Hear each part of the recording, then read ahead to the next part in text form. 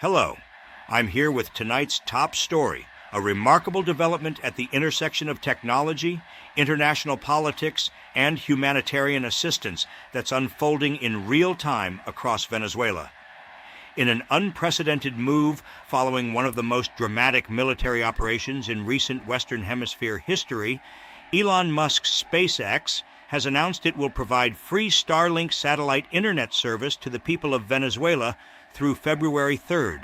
This announcement comes just days after United States forces captured Venezuelan President Nicolas Maduro in a stunning raid on Caracas, throwing the oil-rich South American nation into a period of profound uncertainty and transition.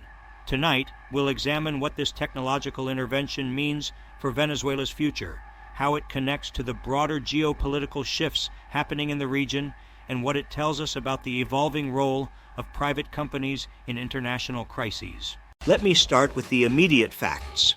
On January 5th, SpaceX officially announced that Starlink broadband internet service would be available free of charge to anyone in Venezuela for the next month. The company stated that Venezuelans can access the service without needing to purchase the normally required Starlink terminal equipment, though specific details about how this will work technically are still emerging. The timing is striking.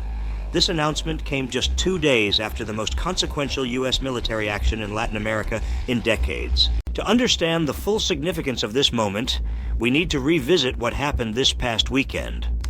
On Saturday, January 3rd, President Donald Trump announced that U.S. Special Forces had successfully captured Nicolas Maduro and his wife, Celia Flores, in what the administration dubbed Operation Absolute Resolve. The operation involved precision strikes on military targets in Caracas, followed by a helicopter assault that extracted Maduro from a residence in the Venezuelan capital. The images that emerged were extraordinary. Maduro was photographed aboard the USS Iwo Jima, the amphibious assault ship that transported him toward the United States. By Saturday evening, he had arrived at Stewart Air National Guard Base in New York and was subsequently transferred to the Metropolitan Detention Center in Brooklyn. Today, Monday, January 5th, Maduro is scheduled to make his first appearance in federal court in Manhattan, where he faces narco-terrorism and drug trafficking charges that were first filed back in 2020. President Trump has been unequivocal about his intentions. In statements from his Mar-a-Lago resort and aboard Air Force One, he declared that the United States would temporarily run Venezuela until a stable transition government can be established. He described the mission as very dangerous, praising the special forces involved and noting that several service members were injured when, in his words, bullets were flying all over the place as they exited their helicopters. The Trump administration has justified this extraordinary action by characterizing the Maduro regime as a narco-terrorist state that deliberately flooded the United States with illegal drugs and facilitated the operations of transnational criminal organizations, including the Tren de Aragua gang and connections to cartels in Mexico and Colombia. Attorney General Pam Bondi has stated that both Maduro and his wife will face federal prosecution on multiple counts. Now, this is where Starlink enters the picture, and the timing raises fascinating questions about coordination between the U.S. government and private sector technology companies. Within 72 hours of Maduro's capture, SpaceX announced it would provide free internet access to Venezuela. Elon Musk, who has become an increasingly visible figure in political circles and who has served as an advisor to President Trump, framed this as a humanitarian gesture. The stated goal is to ensure that Venezuelans can communicate freely during this turbulent transition period, access information from outside sources, and potentially coordinate civic activities without the restrictions that have characterized internet access under Maduro's government. Venezuela's internet infrastructure has long been subject to government control and censorship. The Maduro regime routinely restricted access to certain websites, throttled connection speeds during politically sensitive moments, and used internet surveillance as a tool of social control. Independent monitors have documented how connectivity would mysteriously drop during protests, or when opposition leaders were attempting to communicate with supporters. Satellite internet technology like Starlink bypasses these ground-based control mechanisms entirely. Because the service connects directly to satellites orbiting overhead, it cannot be easily blocked or monitored by government-controlled telecommunications infrastructure. This makes it an immensely powerful tool in situations where authoritarian regimes have weaponized internet access. But let's be clear about something important. This is not purely a humanitarian gesture occurring in a vacuum. There are significant geopolitical and commercial dimensions to this announcement that deserve scrutiny. First, the geopolitical angle. The United States has just conducted a military operation that effectively decapitated the Venezuelan government. While Trump administration officials speak of eventually facilitating free and fair elections, the immediate reality is that Washington is asserting direct influence over Venezuela's affairs in ways not seen since the Cold War era.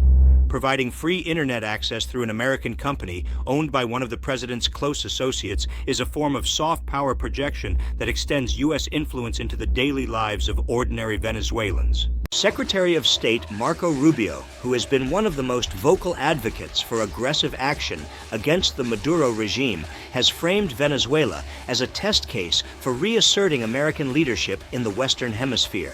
In background briefings, administration officials have made it clear they view this moment as an opportunity to roll back years of Chinese and Russian influence in Venezuela.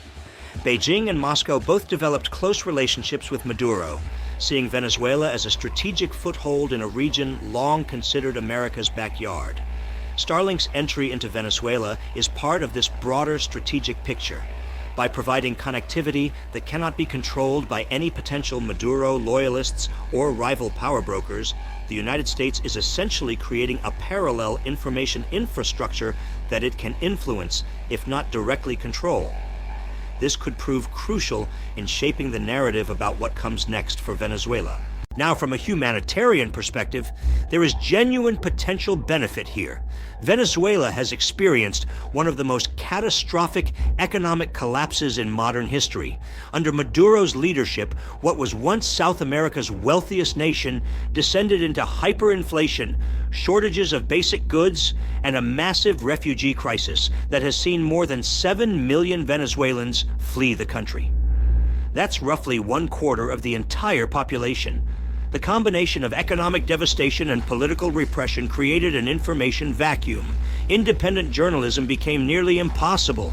Families scattered across the hemisphere struggled to stay in touch. Access to accurate information about everything from food prices to political developments became a daily challenge for ordinary Venezuelans. If Starlink can provide reliable, uncensored internet access, it could reconnect families, enable independent media to operate, facilitate the coordination of civil society organizations, and give Venezuelans access to educational and economic opportunities that have been cut off for years. These are not trivial benefits. In a country where institutions have crumbled, where trust in government has evaporated, and where basic services have failed, connectivity represents a lifeline. But we must also consider the commercial calculations at play. SpaceX is offering this service free of charge for 1 month through February 3rd. What happens after that? Will Venezuelans be expected to purchase Starlink terminals and monthly subscriptions? If so, how many people in a country with a collapsed economy will be able to afford them? A standard Starlink terminal costs several $100s, and monthly subscription fees typically run between $60 and $100, depending on the service tier and location. For a country where the minimum wage has at times been worth just a few dollars per month in real terms, these costs are prohibitive for the vast majority of the population. This raises the possibility that Starlink's presence in Venezuela could create a new digital divide, where those with resources gain access to unrestricted global connectivity while everyone else remains disconnected. There's also the question of what data SpaceX will be collecting from Venezuelan users, and whether that information could be shared with U.S. intelligence agencies or other entities. Starlink's terms of service grant the company broad rights to user data, and while SpaceX has stated it takes privacy seriously, the company operates under U.S. jurisdiction and would be subject to legal requests from American law enforcement and intelligence services. In a country undergoing regime change facilitated by Washington, the idea that a U.S. company is providing the primary internet infrastructure creates obvious concerns about surveillance and information control. Will Starlink be used to monitor opposition elements? Could it be used to track down remaining Maduro loyalists? These are not paranoid fantasies. They are legitimate questions about how technology and power intersect in moments of political upheaval. Let me step back and put this in historical context, because what we're witnessing is actually part of a larger pattern of how satellite internet has become a tool of geopolitical competition and conflict. Starlink has already played a controversial role in the war in Ukraine. When Russia invaded in February of 2022, Elon Musk quickly provided Starlink terminals to Ukrainian forces, enabling them to maintain communications even as Russian forces targeted Ukraine's terrestrial internet infrastructure. The service proved militarily valuable, allowing Ukrainian troops to coordinate operations, control drones, and maintain command and control even in contested areas. But that relationship became complicated. There were reports that Musk had personally intervened to prevent Ukraine from using Starlink to guide attacks on Russian forces in Crimea, which Russia annexed in 2014. Musk reportedly expressed concerns about escalation and said he didn't want SpaceX's technology used in offensive operations that could lead to a wider war. The Ukrainian government pushed back, arguing that they needed to be able to use the service without restrictions imposed by a private company. This highlights a fundamental tension. When critical infrastructure is provided by private companies rather than governments or international organizations, who gets to make decisions about how it's used? What happens when a CEO's personal views about geopolitics conflict with the interests of the people relying on his company's services? In the Venezuelan context, Elon Musk's close relationship with President Trump adds another layer of complexity. Musk has served as an informal advisor on technology and efficiency issues. His companies have significant contracts with the U.S. government. SpaceX itself depends on NASA contracts and Defense Department business. This creates potential conflicts of interest. Is Starlink's Venezuela deployment being done as a favor to the Trump administration? Is it part of a broader understanding about future government contracts? Or is it genuinely motivated by humanitarian concerns and commercial opportunity? We don't have definitive answers to these questions, but they're worth asking because they get at something fundamental about how power works in the 21st century. The lines between government action and corporate activity, between military operations and humanitarian assistance, between national interest and commercial strategy, have become increasingly blurred. Let's also talk about what's happening on the ground in Venezuela right now, because the Starlink announcement is occurring against a backdrop of extraordinary chaos and uncertainty. With Maduro gone, Venezuela's government structure is in flux. Vice President Delcy Rodriguez has not publicly claimed leadership. The military, which has been a key pillar of Maduro's power, appears to be in wait-and-see mode. The Trump administration says it will work with international partners and Venezuelan civil society to establish a transition government, but the details remain vague. There are reports of celebrations in some parts of Caracas and other cities, particularly in areas where opposition to Maduro was strong. Members of the Venezuelan diaspora in the United States, especially in Florida, have been celebrating in the streets. Many see Maduro's removal as the first step toward potentially returning home and rebuilding their country. But there are also concerns about instability. Venezuela's state has been hollowed out by years of corruption and mismanagement. The police and military are fractured. Armed groups, including pro-government militias known as colectivos, operate with significant autonomy. Criminal organizations have filled power vacuums in many areas. This is not a country that will easily transition to stable democratic governance. Opposition leader Maria Corina Machado, who many believe won the most recent presidential election but was prevented from taking office, has called on Venezuelans to mobilize peacefully. She's urged the international community to support a genuine democratic transition, but the question remains, who will actually govern Venezuela in the coming weeks and months? President Trump has said the United States will run the country temporarily, but what does that actually mean in practice? Will there be American administrators making decisions about Venezuelan domestic policy? Will U.S. troops be deployed beyond whatever security presence is needed to maintain order? The administration has been deliberately vague about the specifics. This is where Starlink's role becomes particularly interesting. In the absence of clear governmental authority, in a situation where traditional media infrastructure may be disrupted, satellite internet could become the primary way Venezuelans learn about what's happening in their own country. SpaceX would effectively control a significant portion of the information environment during this critical transition period.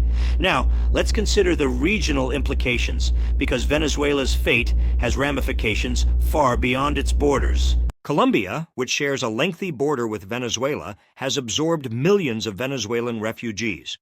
The Colombian government has expressed cautious support for Maduro's removal. But there are concerns about what instability in Venezuela could mean for border security and migration flows. Brazil, under President Luiz Inácio Lula da Silva, has been more critical of U.S. intervention, reflecting long-standing Latin American sensitivities about American military action in the region. Other leftist governments in the region, including Cuba and Nicaragua, have condemned what they call an imperialist invasion. They worry that Venezuela could set a precedent for U.S. action against other governments Washington views as hostile. The Organization of American States has scheduled emergency meetings to discuss the situation. But many regional governments that opposed Maduro, including Argentina, Chile, and Peru, have welcomed his removal. They've recognized opposition leader Juan Guaido in the past, though that parallel government never gained effective control. Now there's hope that a genuine transition could finally occur. The European Union has taken a measured approach, calling for respect for Venezuelan sovereignty, while acknowledging that Maduro's government had lost legitimacy through electoral fraud and human rights abuses. Individual European leaders have expressed varying levels of support for the U.S. action. China and Russia have been more forcefully critical. Both countries had significant economic interests in Venezuela, particularly in the oil sector. China had extended billions in loans to Venezuela, secured by oil shipments. Russia's Rosneft had major investments in Venezuelan energy infrastructure. Both Beijing and Moscow are watching nervously to see what U.S. control of Venezuela means for their investments and their broader influence in Latin America. This brings us to oil, because Venezuela sits atop the world's largest proven oil reserves. For decades, that resource wealth shaped the country's politics and its international relationships. But under Maduro, oil production collapsed due to mismanagement, lack of investment, and sanctions. Venezuela, which once produced more than 3 million barrels per day, was producing less than a quarter of that in recent years. President Trump has made clear that one of his goals is to restart Venezuelan oil production. In his statements, he's suggested that reviving the energy sector could help reduce migration pressure by creating jobs and economic opportunity. He's also framed Venezuelan oil as a strategic resource that could benefit the United States and its allies. The Trump administration has indicated it will reverse the sanctions that constrained foreign investment in Venezuelan oil. Companies like Chevron, which maintained a presence even during the Maduro years, may be positioned to expand operations. But rebuilding Venezuela's oil industry will require massive investment, technical expertise, and political stability, none of which can be assumed in the current environment. And here's where we circle back to Starlink, because modern oil operations require sophisticated communications infrastructure. The coordination of drilling operations, the management of refineries, the logistics of shipping, all of this depends on reliable connectivity. If Starlink becomes the dominant internet provider in Venezuela, it will be essential infrastructure for whatever economic revival occurs. SpaceX would then have leverage over a crucial sector of Venezuela's economy. That's significant power for a private company to wield in a foreign country, especially one undergoing political reconstruction with U.S. government backing. Let me address some of the ethical questions this situation raises, because they're important, even if they don't have easy answers. Is it appropriate for a private company to provide critical infrastructure in a country undergoing regime change orchestrated by that company's home government? On one hand, Starlink could genuinely improve people's lives and facilitate democratic participation. On the other hand, it creates dependencies and potential mechanisms of control that should give us pause. Should there be international frameworks governing how satellite internet services operate in politically sensitive situations? The current regulatory environment is fragmented. SpaceX operates under U.S. licensing, but its satellites serve customers globally. There's no real international governance structure that addresses the geopolitical implications of this technology. What responsibilities does SpaceX have to the people using its service? If Venezuelans come to depend on Starlink for vital communications, can the company simply withdraw service if it becomes unprofitable or politically inconvenient? These aren't hypothetical questions. We've seen how quickly technological dependencies can become leveraged. And finally, what does it mean for sovereignty when a foreign corporation controls a nation's communications infrastructure? Venezuela's experience with Chinese technology companies raised similar concerns in the past. Huawei equipment was prevalent in Venezuelan telecommunications networks, and U.S. officials warned it could be used for surveillance. Now, an American company is positioning itself to play a similar role. The nationality of the corporation may have changed, but the underlying questions about sovereignty and security remain. As we watch this situation unfold in the coming days and weeks, there are several things worth monitoring closely. First, how many Venezuelans actually gain access to Starlink service? The announcement has garnered significant media attention, but the practical realities of distribution and usage will determine whether this has meaningful impact. Are terminals being distributed? Are there pop-up access points? What's the actual user experience like? Second, what content and services become available through Starlink? Will Venezuelans be able to access previously blocked websites and platforms? Will independent media organizations be able to operate more freely? Or will there be filtering and restrictions imposed either by SpaceX or at the request of U.S. authorities? Third, what happens on February 4th when the free access period ends? Will there be an extension?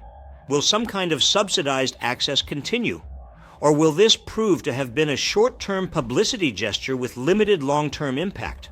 Fourth, how do other countries and companies respond? Will this prompt rival satellite internet providers to enter the Venezuelan market? Will regional powers push for alternative solutions? The answer could shape how similar situations are handled in the future. And finally, how does Venezuela's political transition proceed? Because ultimately, Starlink's role will be shaped by the broader context of who governs Venezuela and how. If a stable democratic government emerges, it will need to decide what role it wants foreign technology companies to play in its national infrastructure.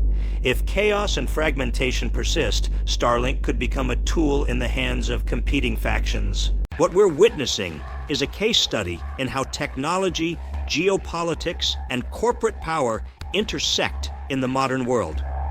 The old distinctions between public and private, between military and civilian, between national and international, these categories are breaking down. We're entering an era where private companies control capabilities that were once the exclusive domain of states, and where commercial decisions have profound political implications. Elon Musk has described his vision for Starlink as providing internet access to underserved populations globally, connecting remote communities, and enabling digital participation for people who have been left behind by terrestrial infrastructure. That's an admirable goal.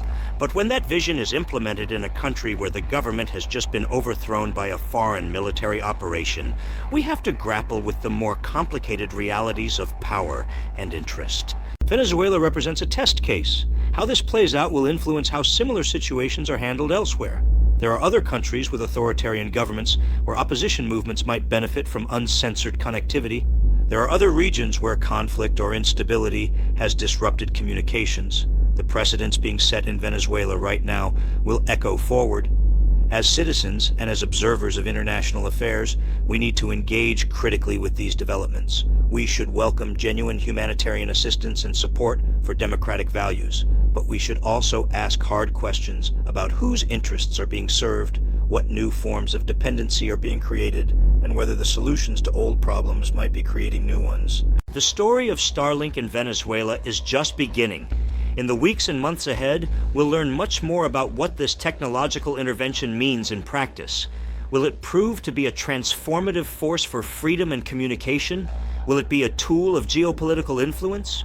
Will it be a commercial venture that enriches its owners while providing limited benefit to ordinary Venezuelans? Most likely, it will be some combination of all three, What's certain is that we're witnessing a new chapter in the relationship between technology and power, between corporations and countries, between innovation and imperialism. Venezuela has long been a stage for grand ideological experiments and conflicts. Now it's becoming a laboratory for understanding how 21st century power operates when satellites orbit overhead and billionaires shape geopolitics. As this story continues to develop, we'll be following it closely, asking the tough questions, and seeking to understand not just what is happening, but what it means for all of us. Because the intersection of technology and geopolitics that we're seeing in Venezuela today could be coming to other parts of the world tomorrow. That's our in-depth look at Starlink's entry into Venezuela following the dramatic capture of Nicolas Maduro. It's a story that reminds us that in our interconnected, technology-driven world, the tools we create and the ways we deploy them carry consequences far beyond what we might initially imagine. Thank you for staying with us through this detailed examination of a complex and rapidly evolving situation. Stay informed, stay engaged, and stay critical in your thinking about how power operates in our modern world. I'm signing off, but the story continues. Bye.